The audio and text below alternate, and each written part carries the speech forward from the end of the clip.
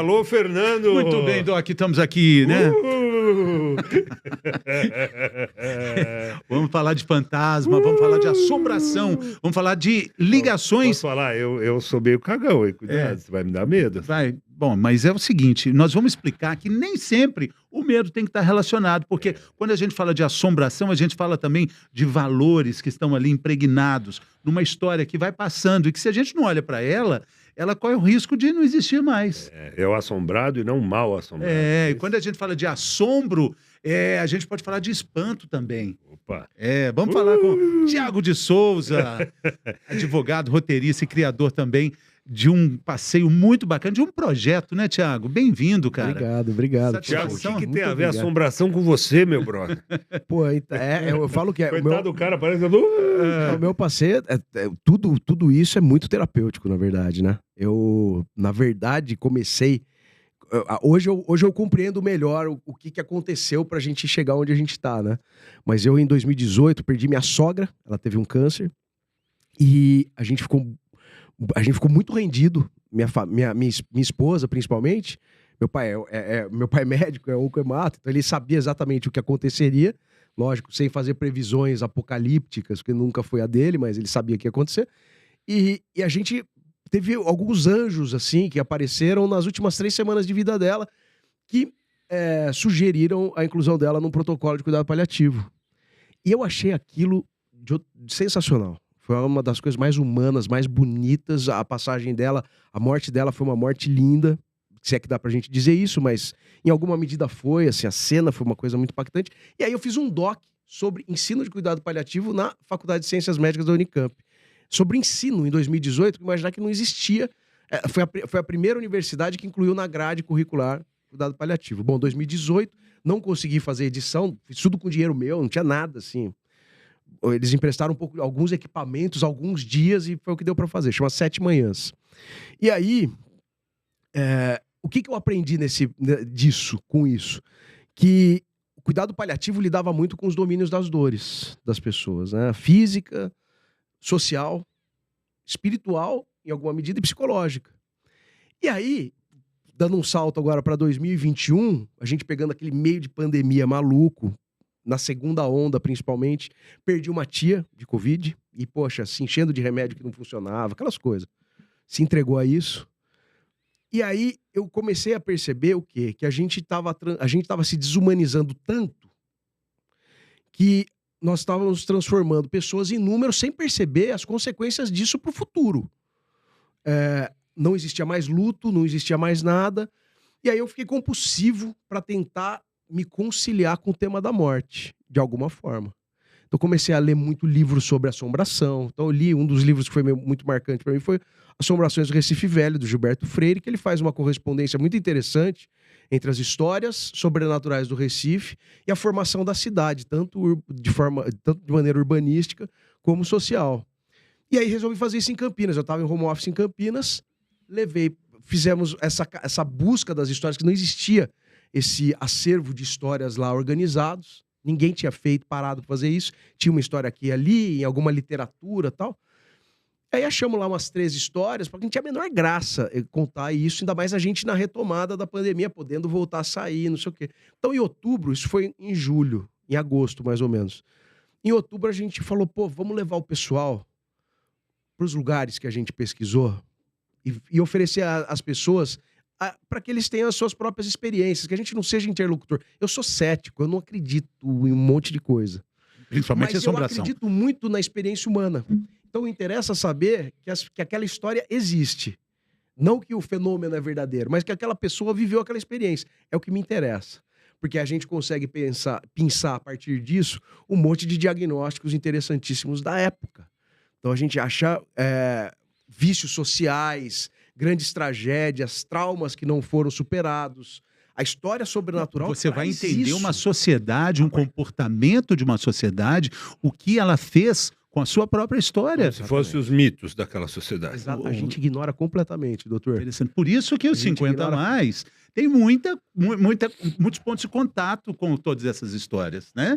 A gente vai ficando mais velho, vai ouvindo essas histórias. E num mundo que está cada vez mais desumanizando a gente, né? Cada vez agora com a inteligência artificial, eu sei que vem para um monte de coisa boa para ajudar, tal, mas daqui a pouco vai tomar as decisões por nós, né? Já tomam, né? Eu tava falando que eu sou ouvinte de vocês. Então, no papo lá com a Cuca e com o Edgar, eu tava falando como que a gente escuta as músicas, né? Esse tipo de música nova. Você fala, não, você escutar 2, 3 vezes, o algoritmo já vai te jogar aquilo. Não Então, se você preocupe. parou de decidir. Então, essa ideia da mitologia é exatamente isso. É reencontrar, a partir das histórias, claro que você tem essa possibilidade de diagnóstico, mas também de forma humana, um tempo que a gente contava, que a gente conversava, que a gente contava para as pessoas, que a gente comungava de momentos. Então, eu tenho 45 anos, eu tive a oportunidade de jantar na casa do meu avô, e minha tia contou uma história de assombração depois que a gente acabar. Meu avô contar uma história. Tudo era um pouco menos iluminado, né? A O luz, Câmara Cascudo que fala isso, né? a luz era menor, o cara estava em volta do fogo ali, não tinha tanta... Tinha uns barulhos, né? Os barulhos inexplicáveis, né? Aquela coisa. E é isso. Mas, assim, falando da cidade de São Paulo, né, que é o nosso material de trabalho aqui, eu participei desse passeio seu, é fantástica a forma como você fala, principalmente do Anhangabaú. Anhangabaú, a cidade virou as costas para esse Completamente. rio. Aliás, a cidade de São Paulo tampou 800 rios. Nós temos 800 rios correndo debaixo. Peraí, eu não estava no passeio. Conta a história do Anhangabaú. Não, mas eu quero dizer o seguinte, olha só como é que uma cidade trata mal o rio e como é que, a partir disso aí, vira um caso de assombração. Não, É isso que nós vamos fazer. totalmente. Na verdade, então, aí a gente sai de Campinas e fala assim, bom, legal, Campinas foi legal. Vamos levar para onde a história? Eu trabalho aqui, já voltei a trabalhar aqui, voltei a morar aqui, vamos para São Paulo. E aí eu comecei a pesquisar as histórias de São Paulo e percebi que a grande incidência de história de assombração sobrenatural era no Vale do Anhangabaú. Eu falei, mas o que tem aqui? E aí comecei a pesquisar, e encontrei uma entidade indígena, o que também faz a gente se reencontrar com esse passado da cidade completamente esquecido. Você imaginar que São Paulo... E aí a gente brinca muito com o mito, com essa ideia do mito. Porque eu acho, por exemplo, que o Anhangá, que é essa entidade que eu vou falar, ela dialoga muito com o possível mito de criação de São Paulo. Assim como outras grandes cidades têm. Rômulo e Remo beberam lá o leite da loba para fundar Roma, né? E assim, várias outras cidades têm seus mitos de criação. E aí encontrei essa entidade. Bom, era uma entidade muito, muito estigmatizada, inclusive não só pelos colonizadores, pelo Padre Anchieta, né, em 1554. Tinham medo. Porque o que o Anchieta fez? O Anchieta é uma peça importante pra gente achar, para arrumar esse quebra-cabeça. O Anchieta, quando veio para cá, ele era dramaturgo, né? Ele era jesuíta, então era um evangelizador por natureza. E para evangelizar, por ser um dramaturgo, ele usava muitas peças, passagens do evangelho que ele inseria personagens da mitologia local. Então ele conversava com o pessoal, falava, bom, e quem que você acha que é o Todo-Poderoso? Alguém falava, o Tupã. Falava, pô, então Tupã é Deus. Não tem ninguém maior que Tupã, não. Então é Deus. Quem que é o adversário de Tupã? E aqui o pessoal falou que era o Anhangá. Por que o Anhangá? Tupã era o poderoso? Tupã era Deus. O Anhangá era o que protegia a caça ali, não é isso? O Anhangá, ele é, na verdade, eu acho que mais do que proteger a caça, ele é um mediador da floresta, porque senão ninguém caçava nunca. Então eu acho que ele deixava caçar na hora certa. Ele tentava manter um equilíbrio da floresta, o que, pra gente, analisando até o que aconteceu com o centro de São Paulo, é maravilhoso imaginar esse desequilíbrio depois de ignorar completamente a presença do Anhangá, né? Quer dizer, foram brincar com ele, né? O Anhangá dialoga com isso. Você pegar as traduções do Anhangabaú, vai ser sempre rio dos malefícios do demônio e tal. Mas essas são traduções que são muito questionadas também. Porque o Anhangá, ele não é tão odiado assim por outras etnias no Brasil. Ele é até cultuado. Respeitado.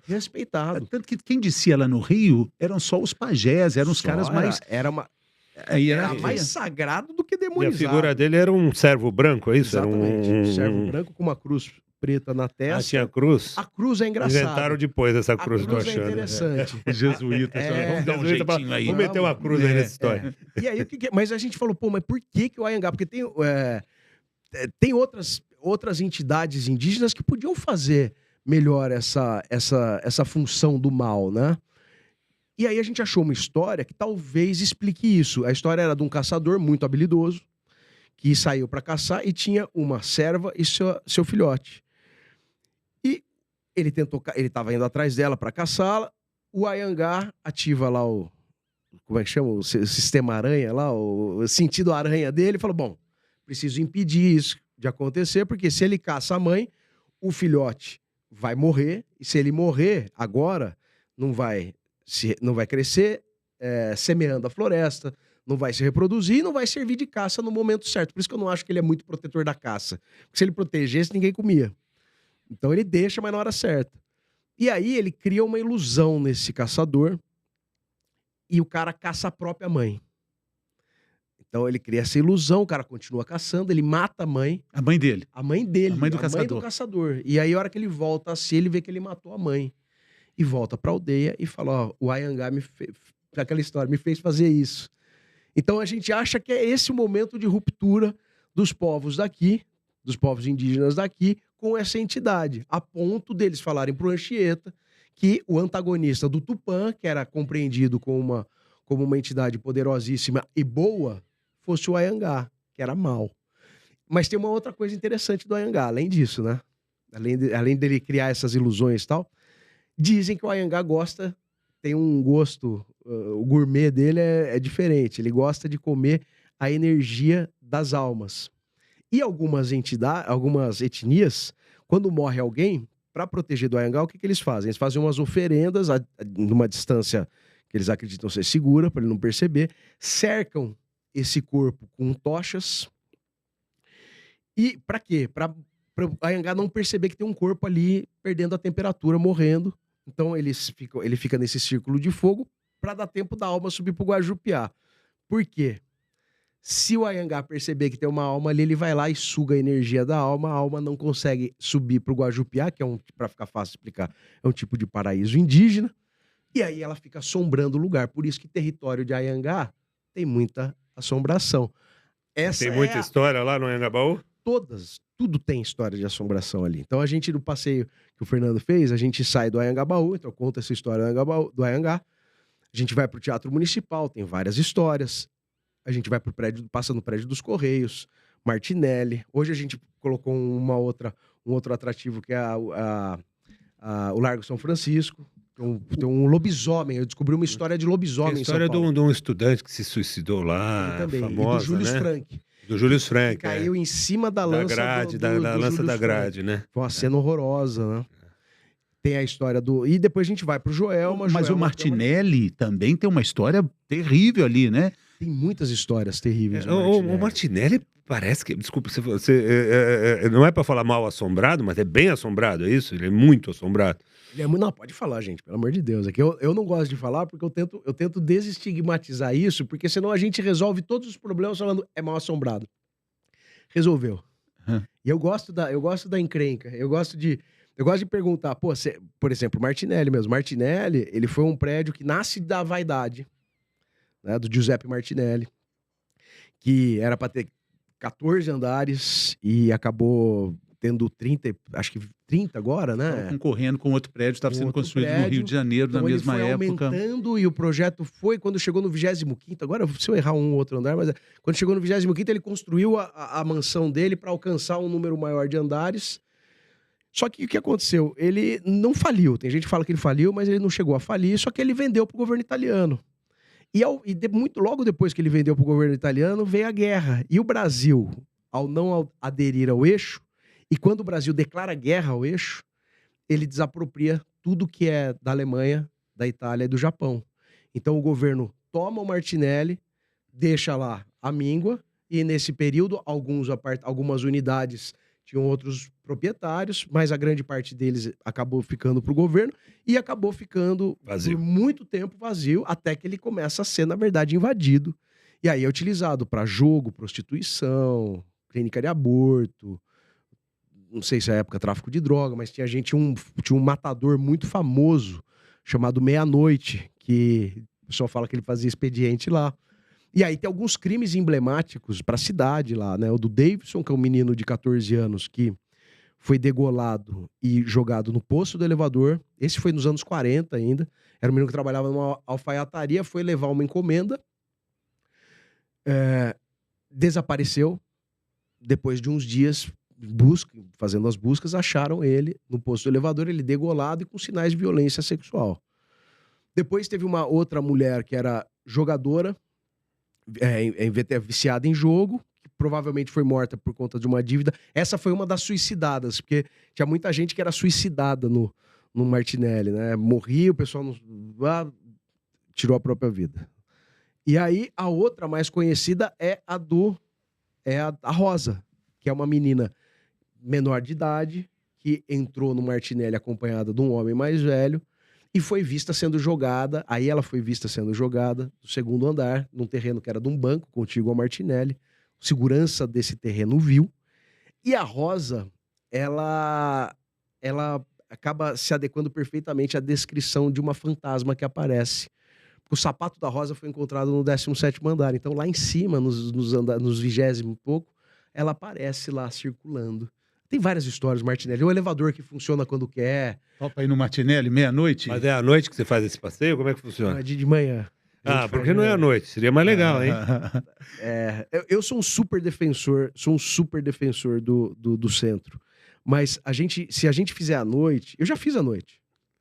Então, é o que eu falo. O estigma do centro, para mim, deve valer a pena para muita gente.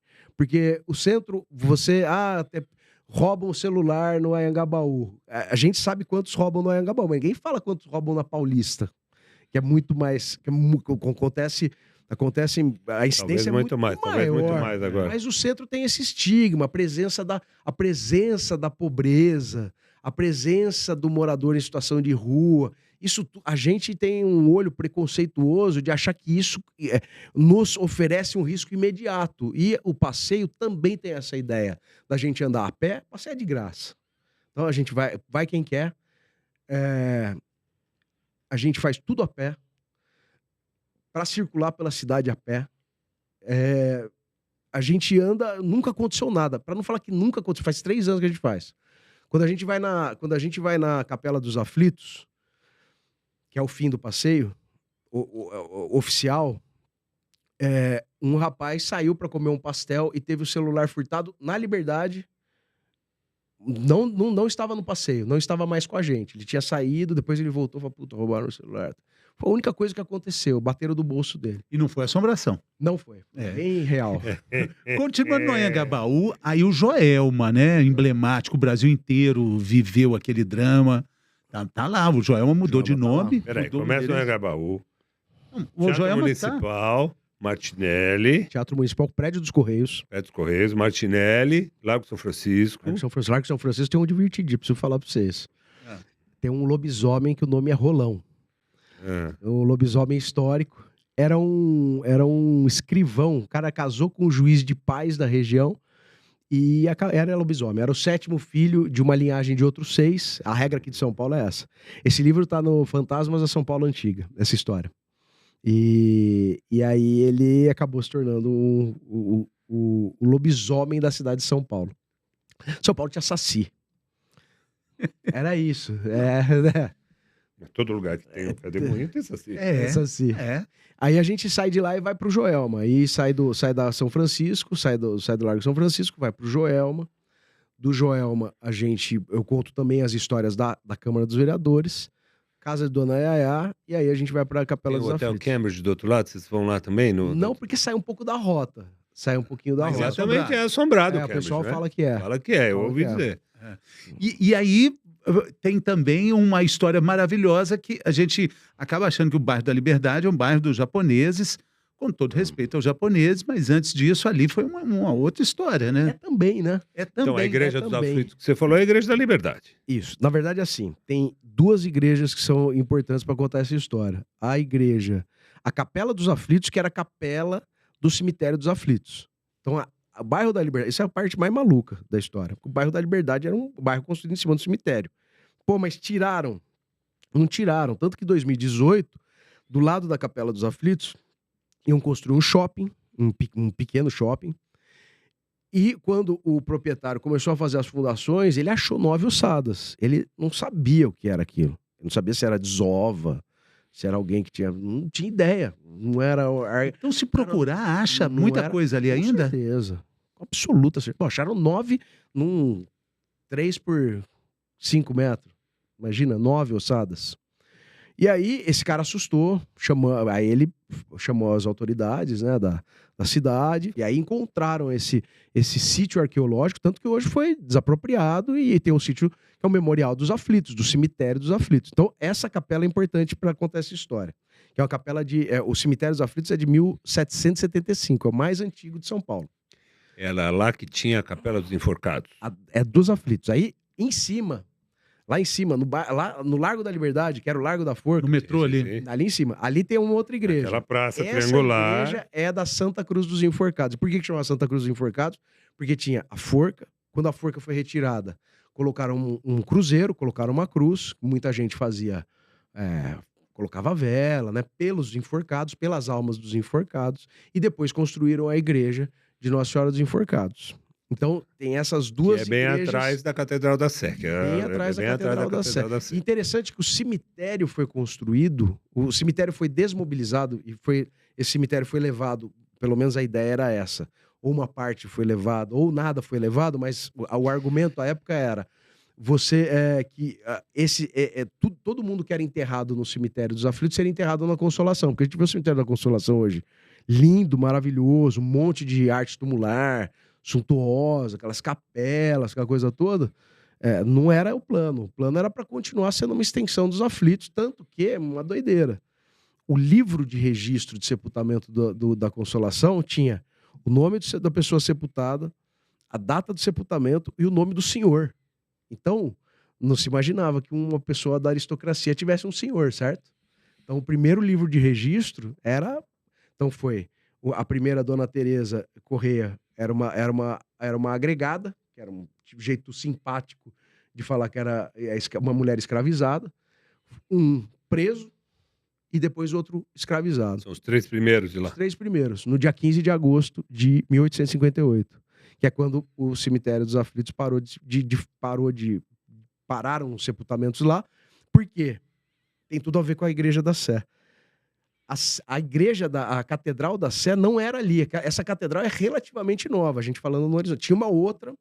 Então, ela sobe e a igreja vende aquela área da Liberdade, começa a vender aquela área do cemitério, exatamente para concluir as obras da catedral, dessa que a gente conhece. Então, tá tudo meio conectado, assim, é legal. Você vê isso tudo a partir do Chaguinhas, que a gente vai lá para ouvir a história do Chaguinhas. O Chaguinhas é um herói. Um herói nacional. É um herói. É um cara que se insurgiu contra o exército português antes de todo mundo. E não morreu de jeito nenhum, né? Não morreu de jeito nenhum. Chaguinhas, ele é Francisco José das Chagas, ele se insurge. Existiam 2 exércitos nessa época, a gente está falando de 1821, um ano antes da independência. Tinha o exército português e o exército brasileiro, o exército nativo. Chaguinhas, Cotindiba, que era o parceiro dele, eles se organizam e se amotinam e tomam vários fortes de Santos. E ficam 10 dias. Eles atacam uma fragata portuguesa, eles declaram guerra a Portugal. O exército... Isso tudo por quê? Faziam 5 anos que eles não recebiam soldo e eles queriam as mesmas condições de trabalho, porque assim, o exército brasileiro era o exército dos descalços. Os caras não tinham bota. E era um exército formado por negro, forro e indígena, majoritariamente. Pelo menos o chão da fábrica, os soldados, né?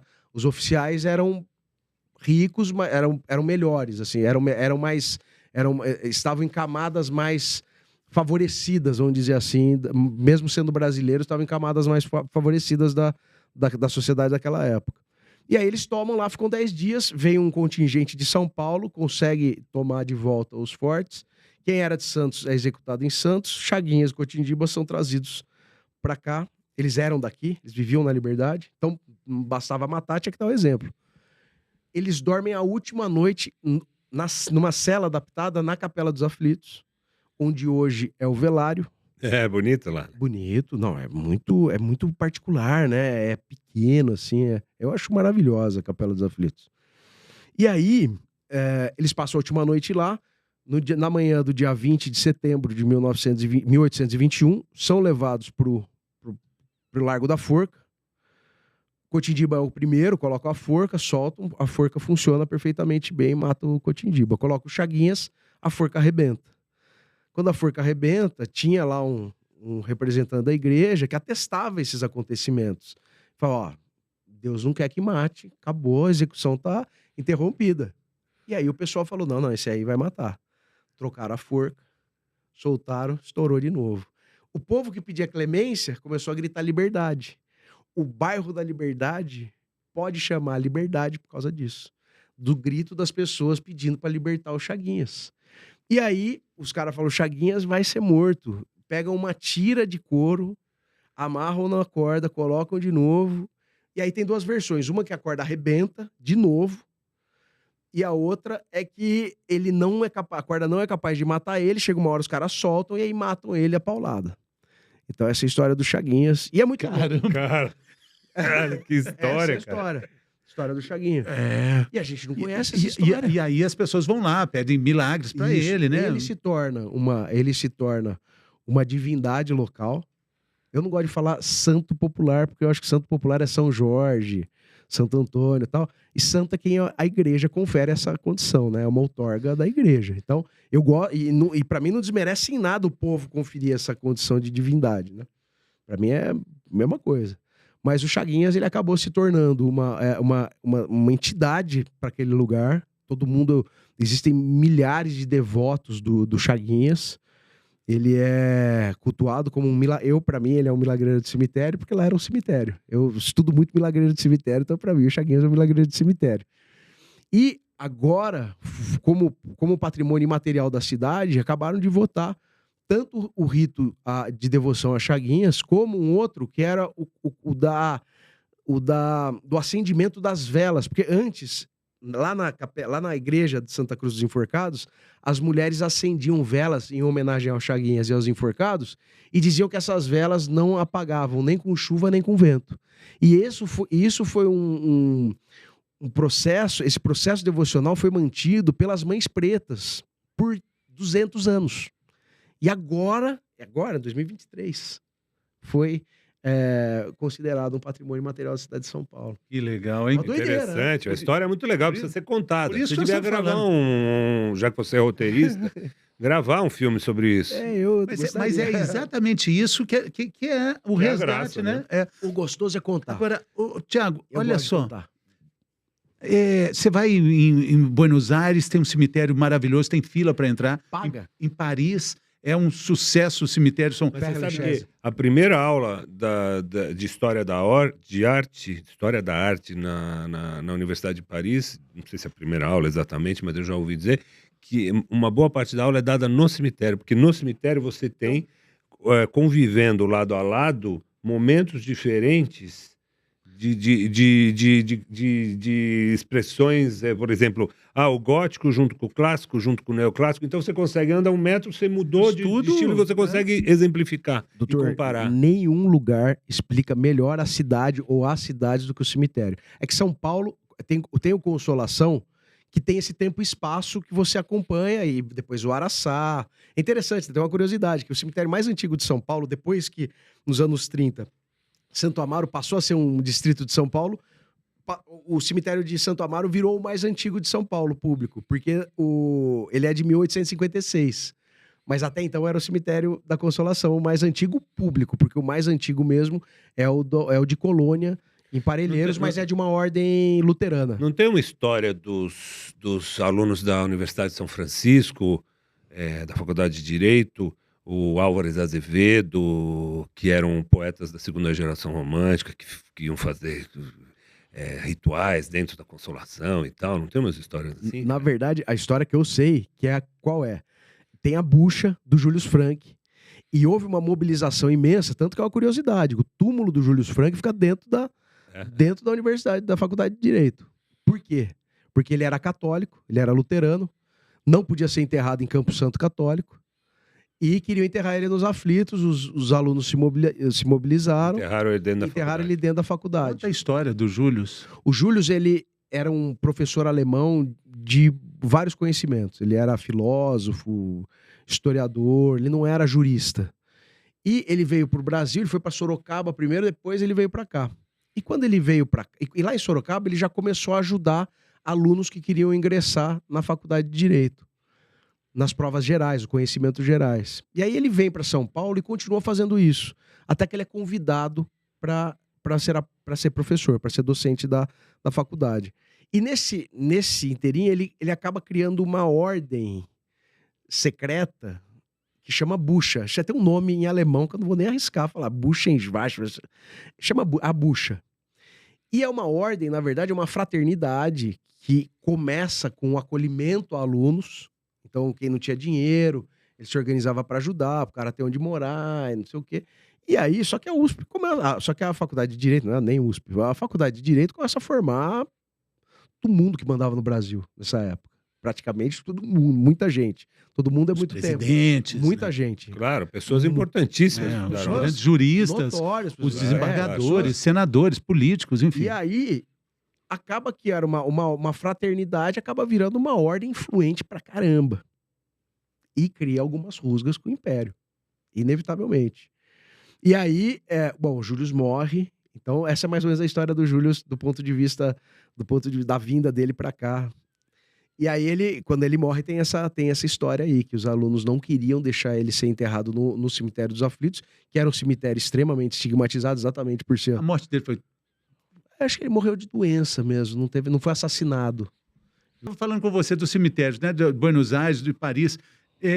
A gente valoriza pouco os cemitérios, Não, principalmente não aqui tem em São valor Paulo? nenhum. É uma judiação. Na Consolação tá aqui, Antoninho da Rocha Marmo, Não está Marquesa mais. de Santos. Não está mais. Monteiro Antoninho, Lobato. o Marmo não tá Antoninho, mais? Por que ele não tá? Porque ele tá em processo de canonização É, ou beatificação. Então ele foi levado para a capela da Nossa Senhora de Saúde de São José dos Campos.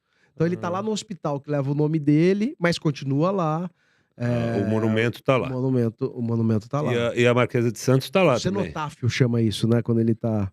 Marquesa tá lá, todo mundo tá lá. Tá os Eu vou morar lá um dia. Você vai morar lá, Eu tenho já Doc. uma. Como é que vai ser seu Eu tenho um lugarzinho mausoléu? guardado lá. Como é que vai Não ser? é um mausoléu, tá escrito só família Twin, nada mais.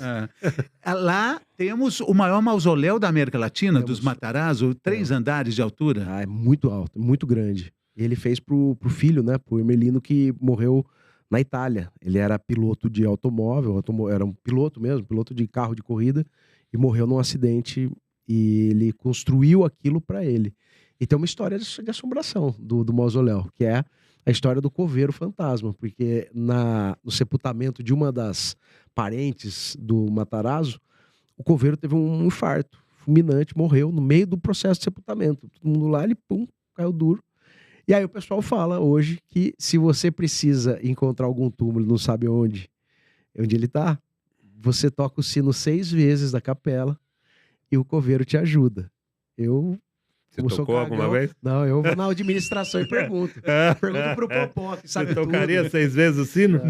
Não. Eu também não. Por via das dúvidas, pra quê, né? Pra Pra quê? Pra quê? Você já viu a assombração? Não.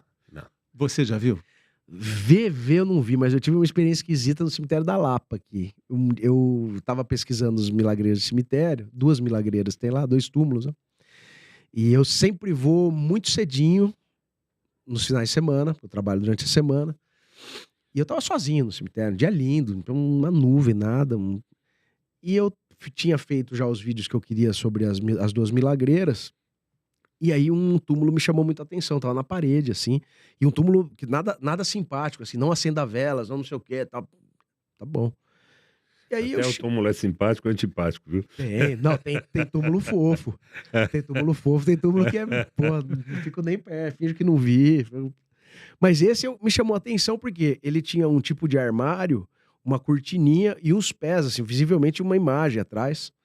E aí eu falei, vou filmar, quero ver, depois eu vou pesquisar quem é, não sei o quê. E quando eu tava chegando perto, bateu uma brisa, não uma brisa, parece uma baforada, assim, na minha cara. Um cheiro de vela com incenso. E assim, eu conheço o cemitério da Lapa. Tem 2 cruzeiros. Tem um que não funciona mais, está desativado, que era a antiga entrada, que é pro lado da avenida, e tem um outro que é pro lado do estacionamento. Eu esqueci o nome da avenida agora. Eu acho que é Cerro Corá, acho que é a Avenida Cerro Corá. Então, eu tava muito longe de um cruzeiro. Um cruzeiro onde as pessoas acendem a Costumam vela. acender vela, costumam acender as coisas, né? Eu sou cético, eu não acredito em quase nada. Mas esse quase é de vez em quando Você me sentiu uma pega. baforejada de incenso e vela. Bafo de incenso e vela, Que assim, né? imagem era aquela? Até hoje eu não sei. É Você uma. saiu correndo. Não, eu voltei lá, mas na hora eu saí. Na hora eu deixei pra lá. Falei, não, eu não acredito, mas Olha, também não abuso, Mas, né? mas é assim, porque uma coisa é ver, né? Outra coisa é sentir essa energia. É. Por exemplo, ali, Casa de Dona Yaya. Eles falam que... Você já O foi? que é a casa Dona Yaya? Vamos A lá. casa da Dona Yaya, na verdade, era um manicômio para Sebastiana de Melo Freire. A família Melo Freire é uma família muito. E eu fui no cemitério de Mogi das Cruzes, e todo mundo é impressionante. Melo Freire? Melo Freire, tudo é. Porque eu fui ver a irmã da Dona Yaya, porque eu acho que eu contei pra vocês a história lá. Dona Yaya é uma moça, parece perrengue chique que eu vou contar, mas era uma moça muito rica, de família muito rica, e que teve uma vida de tragédia. Ela perdeu uma irmã com 3 anos, engasgada, que é essa que eu fui visitar, que chama Benedita, que é a menina da pipoca, do cemitério que falam que ela morreu engasgada com a pipoca. Ela perdeu uma outra irmã de E aí fica tétano. pipoca no túmulo?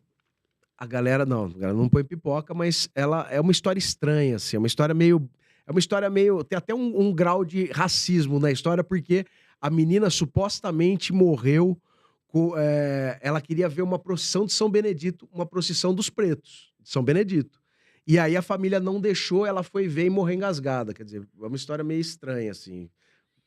A verdade é que muita gente morria nessa época muita criança morria nessa época, acho que... Doutor, me corrige, pelo amor de Deus, tá, doutor? Mas de difteria... Com problema com asfixia mecânica. Com tosse comprida, que você falava, né? O pessoal falava, morria de asfixia por causa disso. Tinha muita. Eu pego alguns atestados de milagreiros que falam que morreu engasgado. Tem um em Piracicaba que chama Nelsinho da Chupeta. O Nelsinho fala que morreu engasgado com a chupeta. Não é? O atestado de óbito dele tá asfixia mecânica por difteria. Então pode ser. Entendi. A gente imagina. Mas aí Dona Yaya... Então ela perdeu essa irmã de 3 anos, perdeu uma de tétano.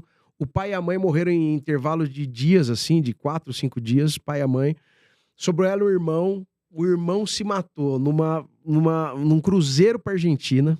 Ele pulou no mar. E aí essa moça na época, desassistida, uma guerra entre... Rica? Não, podre de rica. Mais rica de São Paulo, uma coisa assim, fora do comum. E aí uma guerra entre os escritórios de advocacia de São Paulo para ver quem ficava com a curatela dela. Porque eles queriam Que cuidar. idade Ela tinha? Era jovem? Era jovem. Quando ela ficou com o irmão, ela ainda não tinha alcançado a idade... Antigamente era 21 anos a maioridade civil, né? Mas ela depois... Então ela era... Quando ela e o irmão estavam ainda sob a guarda dessa banca de advogados, ela não tinha ainda alcançado a maioridade. E aí... O que acontece? Ela é interditada, definitivamente. E quando ela é interditada, machismo, falaram que ela tinha algum problema psiquiátrico. Ela tem hoje, assim, e é interessante, todos esses processos estão disponíveis lá. Né? Existe um debate muito grande, assim, sobre. Eu acho que a Dona Yaya, para mim, sei lá, me parece muito mais uma mulher enlouquecida do que uma mulher louca, né? Com a medida correta dos termos, assim. E aí, o que acontece? Ela vai para uma instituição, ela vai para um manicômio. Enquanto ela vai para o manicômio, a casa que a gente foi, que é a casa da Dona Yaya, é preparada porque ela é preparada para virar um manicômio particular. Por quê? Agora a minha opinião de advogado. Se ela consegue tirar a própria vida, porque ela já havia tentado tirar também, se ela consegue, a herança jacente vai para o Estado, acabou, ninguém mais cuida da herança. Então essa mulher acabou ficando sob vigilância quase 40 anos dentro desse manicômio particular. E aí o pessoal falava... O dinheiro dela sendo ali eles administravam, assim, todo mundo faz muita questão de dizer lá, principalmente de que o dinheiro era muito bem auditado, mas era bem cuidado. Alguém ganhava bastante para cuidar do dinheiro dela, né? Mas ela não foi, o patrimônio dela não foi dilapidado. Tanto que a casa de Dona Yaya hoje é o Centro Cultural da USP. Acabou tudo sendo sucedido pelo Estado. É na Maranhão ali? Onde que é? É na Diogo... Major Diogo. Major Diogo, na Bela Vista. Isso, Major É, Diogo. é o seguinte, você chega lá, você entra nos quartos onde ela ficava, você sente uma coisinha. É estranho. Era tudo. Não, o banheiro tinha olho mágico. Ela fazia as necessidades dela com gente olhando. Tomava banho com gente olhando. Então ela era agressiva. E aí tem assim, a história sobrenatural é interessante. Além dessas manifestações que pessoas presenciaram, tem uma aparição dela no solário que é muito enigmática, que ela aparece com uma criança no colo. E isso mudaria completamente, se ela tivesse tido um filho nesse período, mudaria completamente a história da sucessão, Herança, né? né? O succession. Porque a gente tá falando de uma pessoa milionária, assim, não era 100 mil, 200 mil que a gente deu, era muito dinheiro. E você, já viu a assombração? Eu nunca vi, não. Mas eu acredito, eu sei que tem. Eu nunca vi porque, né? Mas eu percebo a energia. Coisa, né? Por exemplo, ali o Joelma, é impressionante aquela região do Joelma. Tanta gente que morreu ali, né? Mudaram o nome do prédio, mudaram a numeração do prédio, né? Eu acho que foi assim... muito chocante, porque passou na televisão, as pessoas se jogando. Era uma coisa que chamou muita atenção. Foi uma das primeiras vezes que foi televisionado uma tragédia como essa. As pessoas ficavam encurraladas pelo fogo e optavam por se jogar. E aquilo é chocante demais, né? Assim, olha, eu não abro mão de nenhuma das opções. Não, eu gosto de ter todas. Mas eu falo que, para quem não acredita, é uma grande metáfora a assombração, né? Ela é expressão de um trauma, de uma ferida aberta. Por isso que ela tá aí, tá sempre ali. Um arquétipo, né? Um inconsciente coletivo, né? Com certeza. Então não adianta, é impossível você passar por um lugar que você sabe que quase 189 pessoas morreram e não sentir absolutamente nada.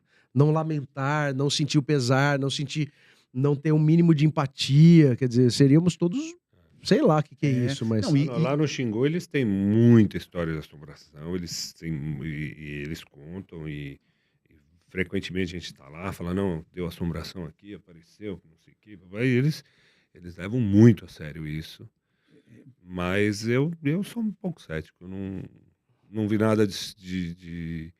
Já vivi em sala de anatomia, um monte de cadáver. Nunca vi nada. Nunca vi nada. Eu nunca tive uma experiência, ainda bem. Isso não né? quer dizer que eu não acho que é interessante, que são interessantes essas histórias, com a metáfora, compreender o nosso passado, entender a nossa história, ajuda a gente a entender até como surgiu a nossa cidade, como ela é. A cidade de São Paulo, você falou... Por exemplo, se fosse hoje, o Anhangabaú ainda seria um rio.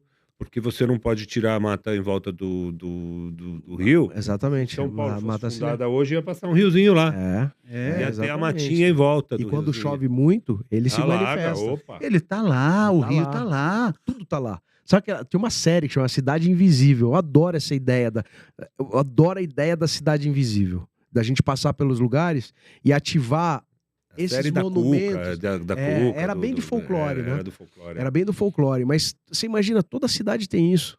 Sim. E a confusão do centro de São Paulo, né? Essa multiplicidade, Aí, da possibilidade esquina de uma do mundo. selva de pedra, dele não ter mudado o status dela de selva. Continua sendo uma selva. Continua selva. Continua sendo uma Eu selva. moro no centro, eu moro ali perto do Anhangabaú, na Avenida São Luís, né?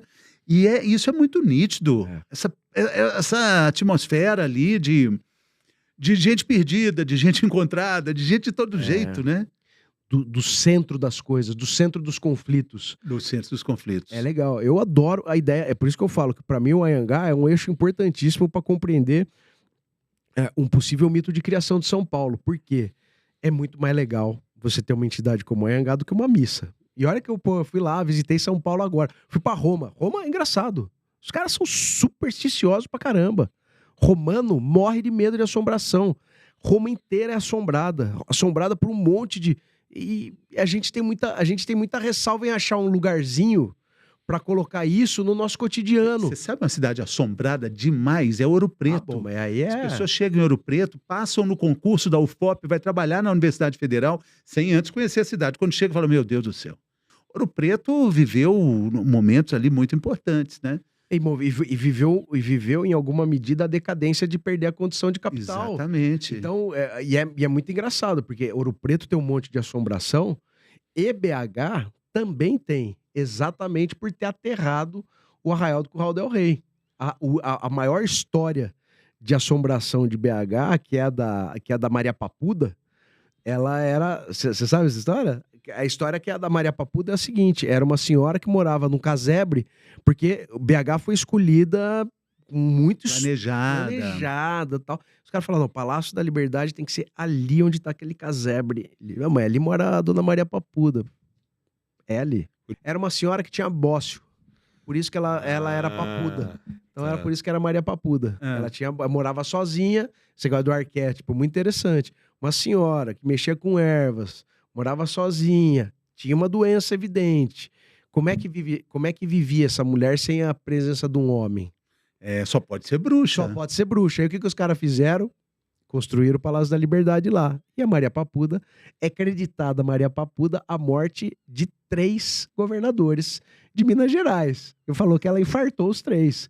Ela morava num quadro dentro do Palácio da Liberdade, chamado A Má Notícia, e pegava os caras no banho, pegava não sei o que, assustava todo mundo.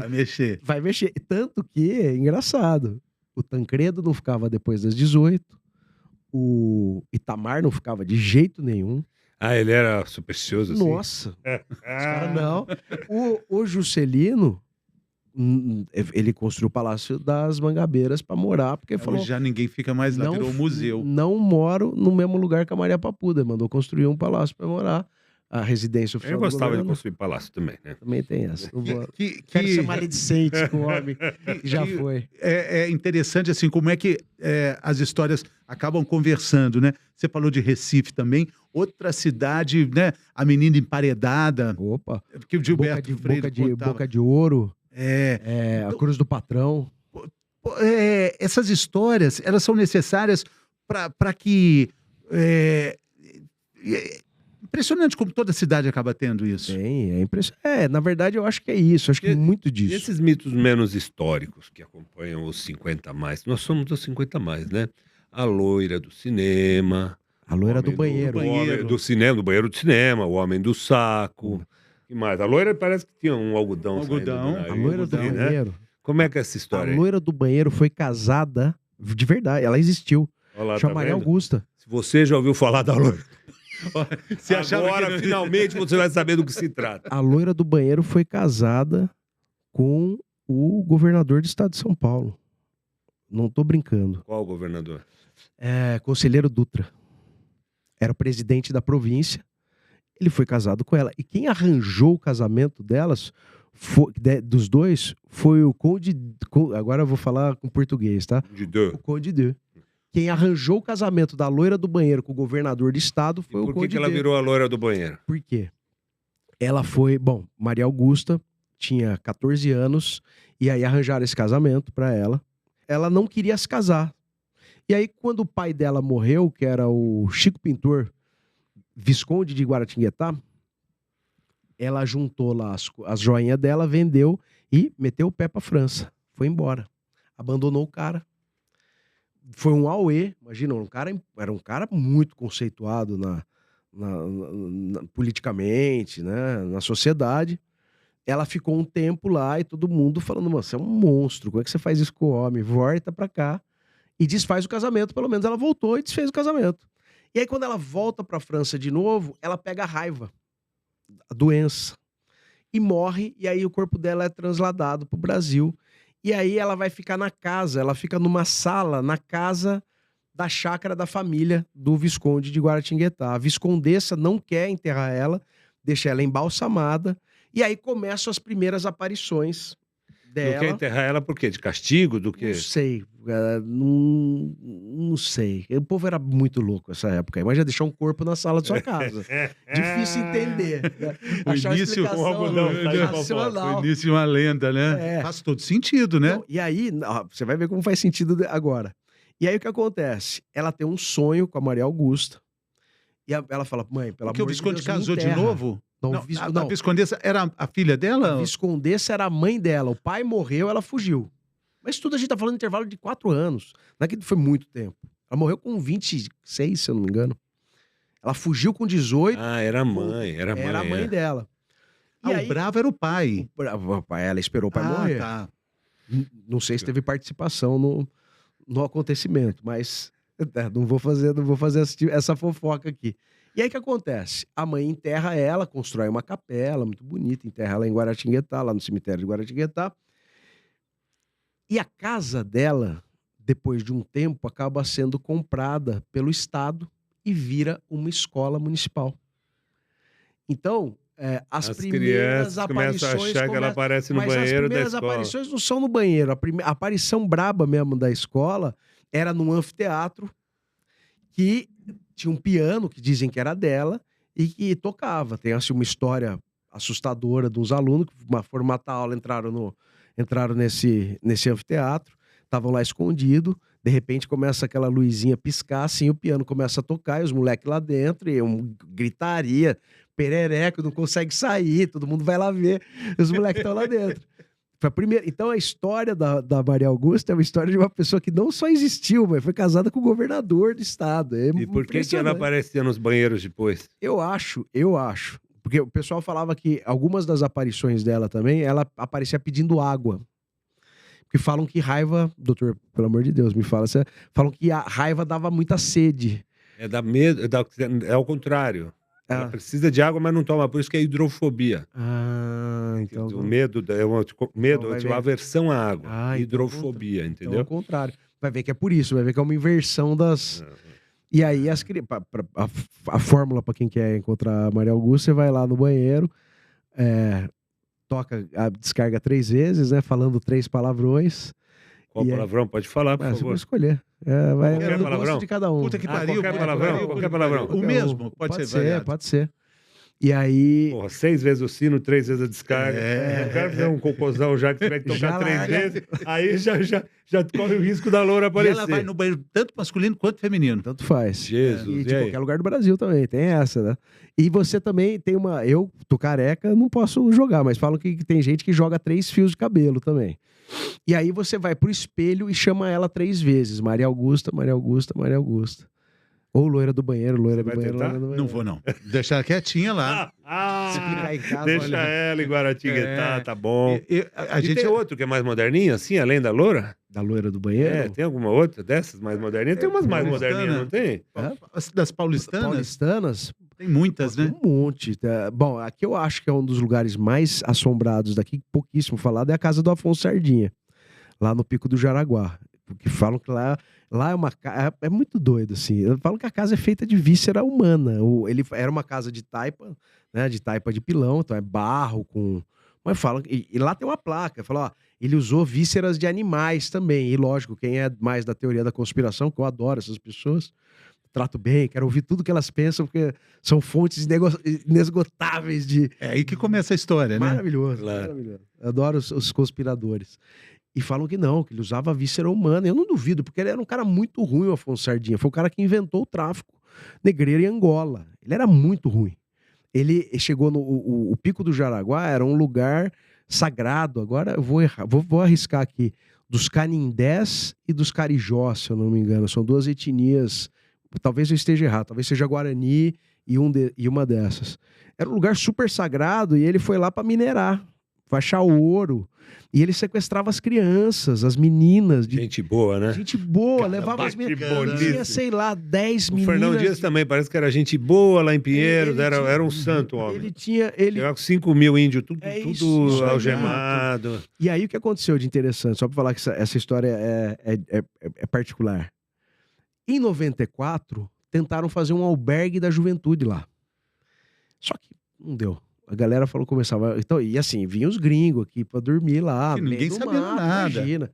E dormir, as mulheres reclamavam que o cara mexia nelas, pegava violentamente, assim, assediando, e você tava andando, gente empurrava. Era uma coisa maluca. E também tinham avanços na mata. O pessoal tava dormindo, de repente tinha um barulho, parecia que tá chegando um exército. E todo mundo falou, meu Deus, o que vai acontecer? Não acontecia nada. Mas parecia que tinham tropas, assim, tudo cercado. E lógico, não deu certo. Eu até arrepia. É lógico que não deu certo. O que é hoje? O que é hoje lá? É um parque, tá fechado. Eles não gostam de falar disso.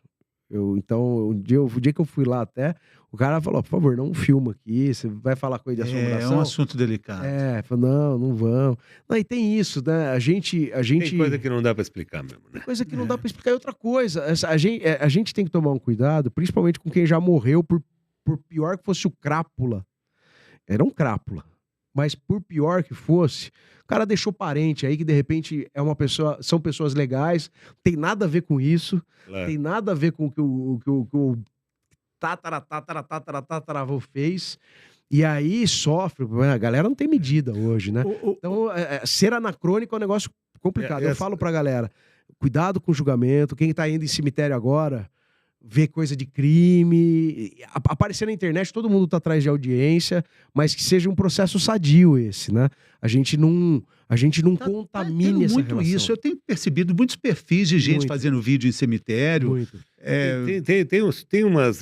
negócio não só cemitério, mas de crime, do cara ir profundamente em crime. Tem uma... tá tendo uma tem um vibe aí. interesse forte nesse assunto, né? Eu queria que você deixasse o serviço aí para quem está acompanhando a gente aqui. Quando acontece, como é que as pessoas te acham? Esse passeio, tenho certeza que você vai querer. Eu vou levar meu filho. Vou levar meu filho. Vai dormir uma semana, coitado da criança. É de dia, na boa.